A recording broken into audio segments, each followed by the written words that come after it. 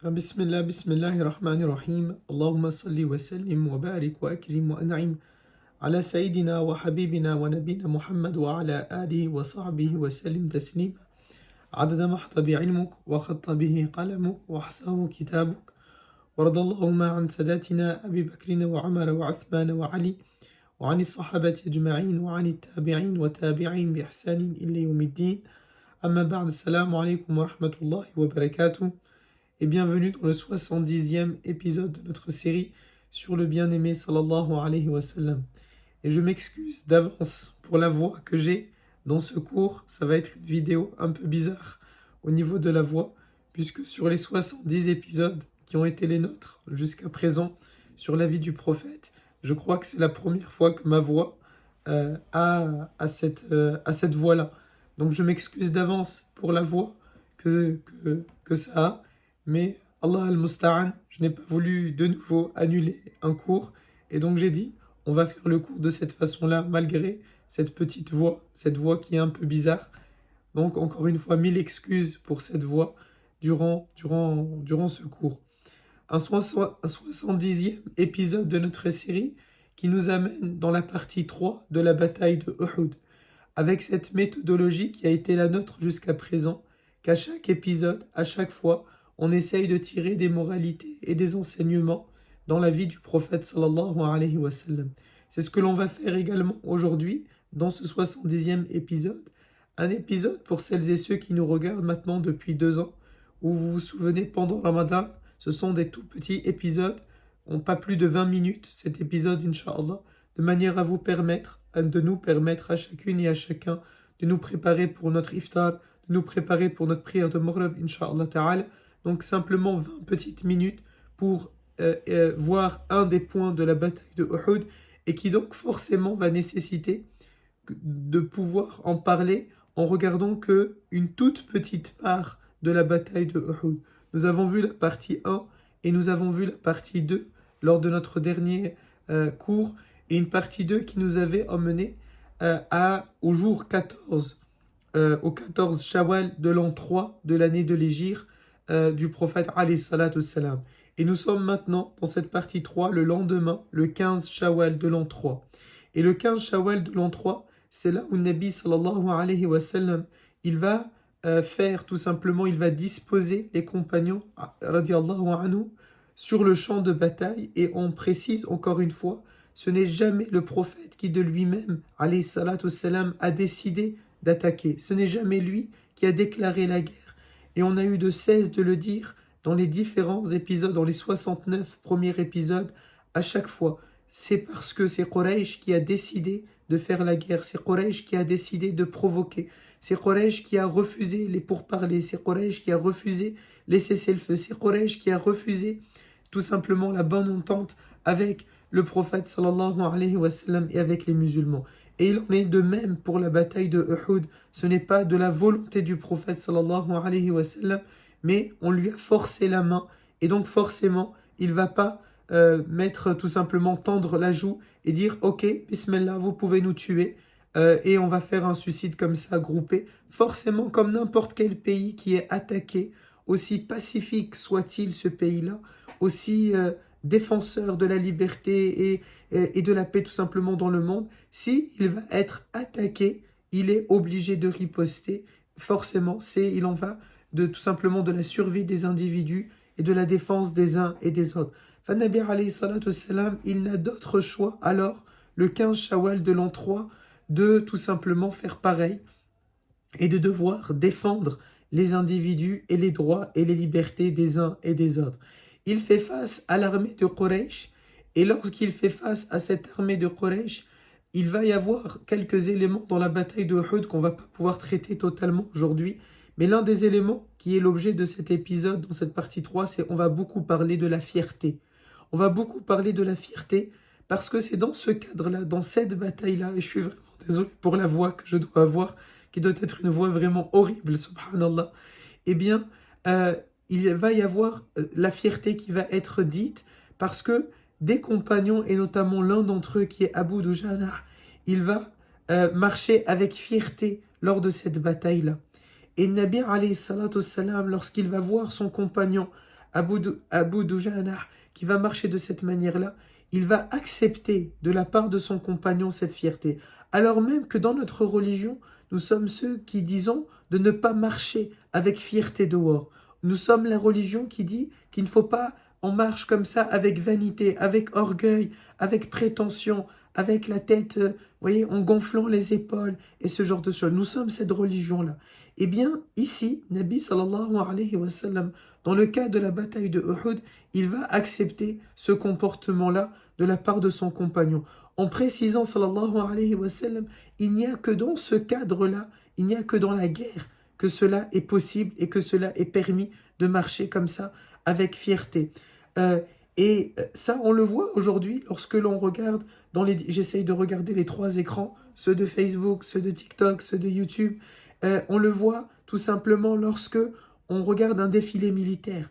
Le but même du défilé militaire, le but même de la parade militaire, quelle que soit la nation, c'est de faire cette démonstration de force, c'est de montrer nous sommes là, nous marchons unis et nous marchons avec orgueil mais dans le bon sens, vanité mais dans le bon sens, fierté mais dans le bon sens.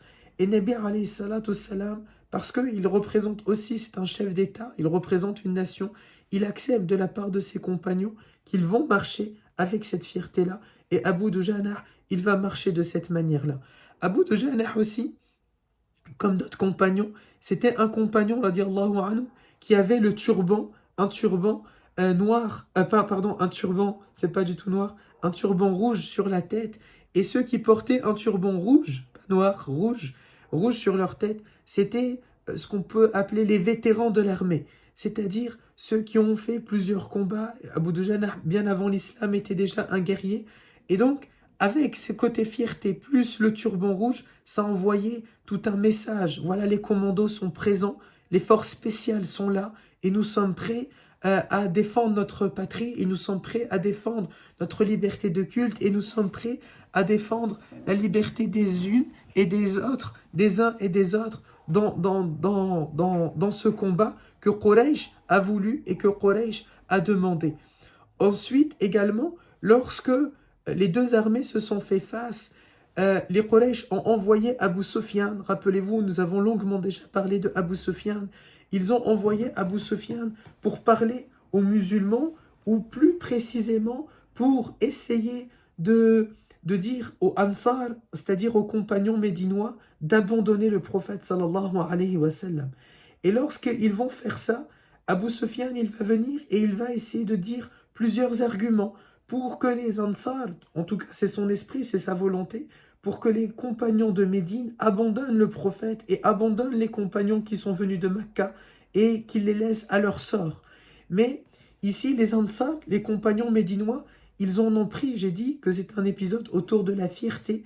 Ça, ils ont été pris pour leur fierté dans la ilaha illallah.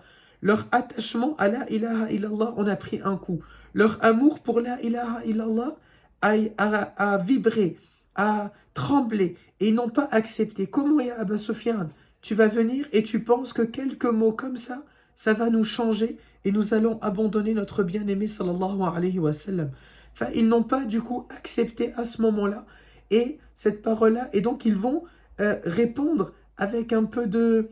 je dis pardon, j'en profite pour dire wa alaykum salam wa rahmatullah à l'administrateur, en te disant, je suis désolé pour la voix que j'ai aujourd'hui dans ce cours-là. Je disais tout à l'heure, c'est peut-être le premier cours avec une voix de cette manière-là, qui n'est pas la voix la plus agréable que je peux essayer de faire.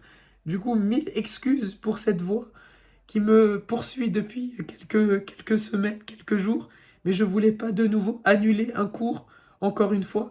Donc, 1000 excuses pour cette voix que j'ai là.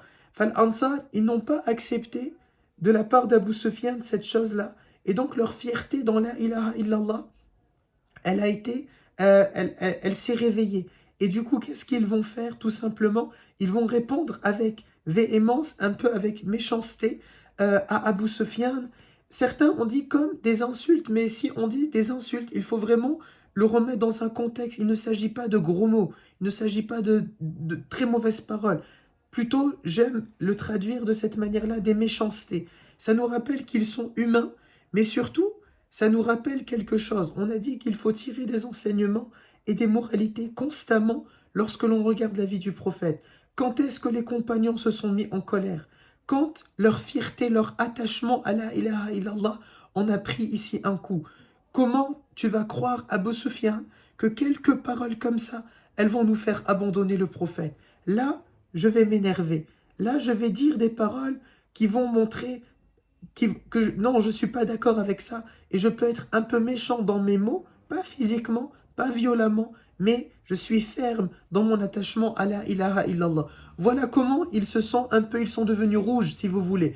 Et rouges de colère, non, nous ne sommes pas faibles dans notre foi et on ne va pas abandonner. Si vous vous rappelez les épisodes précédents que je vous invite à revoir sur la chaîne YouTube ou bien sûr sur la page Facebook Mohammed, eh bien, rappelez-vous ce jour où, pour le serment qu'ils vont faire au prophète avant de rentrer à Médine, et ils vont voir les Médinois, le prophète sallallahu alayhi wa sallam en cachette, et que l'oncle du prophète, Al-Abbas, il va leur parler et leur dire « Attention que vous allez dire à mon neveu, on te soutient, etc. etc. » Et après,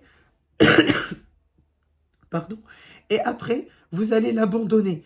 Eh bien, là, ils ont dit, ils l'ont mal pris. Est-ce que tu crois vraiment que c'est simplement au moindre petit conflit qu'il va y avoir, on va abandonner le prophète sallallahu alayhi wa sallam? On ne va pas l'abandonner, mais on est attaché à lui. Et en effet, ils sont véritablement, subhanallah, al-ansar, ceux qui ont porté secours au prophète.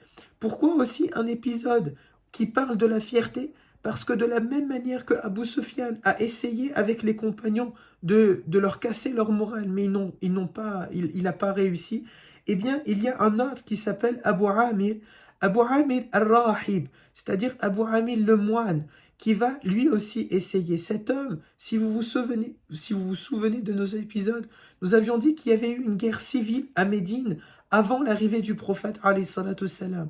Une guerre civile entre les Aws et les Khazraj, deux tribus médinois.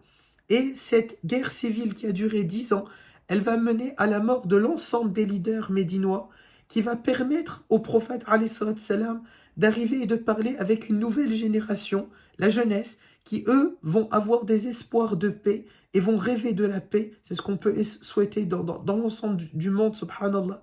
Et il y avait quelques leaders qui sont restés.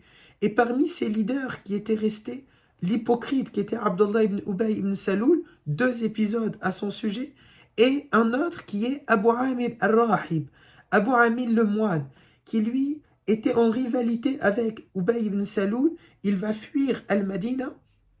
Lorsque le prophète va rentrer, il s'en va et il va profiter de la bataille de Uhud en se disant « Il y a là le moyen pour moi de revenir avec la gloire parce que peut-être que je vais venir. » Vous savez, c'est comme un...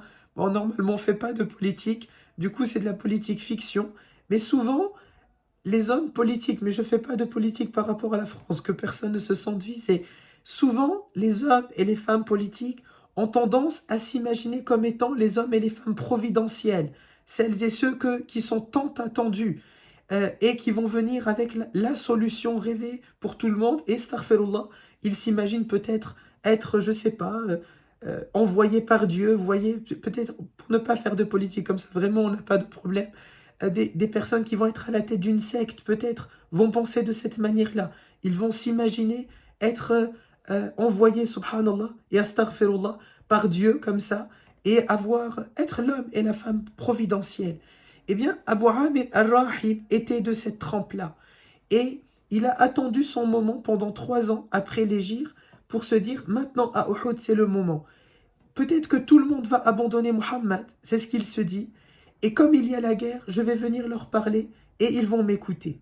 Alors il vient sur le champ de bataille et lui aussi, comme Abu Sufyan, il va essayer de dire aux troupes musulmanes, aux compagnons, d'abandonner le prophète, et lui, il leur offre la paix. Abu Sufyan, il disait dans son discours, abandonnez Muhammad et laissez-le à nous, on va régler le problème entre cousins, entre gens de Mecca, entre gens de la même famille. Et Abu Amir, lui, c'est plutôt de dire aux Médinois, abandonnez Muhammad et venez, prenez-moi comme votre leader naturel et on va mettre la paix à l'intérieur. mais lui aussi, il a reçu la même réponse que Abu Sufyan. Là encore, la fierté de la ilaha illallah, la fierté d'appartenir à la Ummah de Muhammad, elle se réveille chez les Ansar, chez les compagnons, et ils vont rejeter en bloc le discours de Abu Amir, tout comme ils ont rejeté le discours de Abu Sufyan. On a dit, dans les épisodes de Ramadan, dans des épisodes qui sont très courts. C'est un peu compliqué pour moi, du coup, de traiter tout un sujet, mais en même temps, c'est bien, parce que il ne faut pas que ça dure trop longtemps pour ma voix, premièrement peut-être, mais aussi pour nous permettre de préparer notre iftar et de manière à ne pas abuser en laissant quelques-uns préparés pour nous. Et donc, en un épisode très court, il nous faut tirer des moralités et des enseignements. On est sur le moment de la bataille et 3 notions autour de la fierté. Abu Dujanah que nous avons dit, Abu Sufyan et Abu Amir al-Rahib. S'il y a un enseignement du coup à tirer, une moralité à tirer de cet épisode, c'est que on a le droit d'être fier, mais dans quelque chose où on peut être fier. Et être fier de sa religion, c'est un bon sujet et c'est quelque chose d'acceptable. Si je prends nos sœurs musulmanes, qui vont être, subhanallah, elles savent, tout en portant le voile, qu'elles vont être des cibles, qu'elles vont être attaquées, qu'elles vont être visées, qu'elles vont être insultées, dénigrées. Mais malgré cela, elle va avoir cette fierté de dire « Je suis une croyante, je suis musulmane et je vais porter mon hijab, quelle que soit la discrimination que je vais faire face, quelles que soient les insultes que je vais faire face, quels que soient les regards que je vais avoir.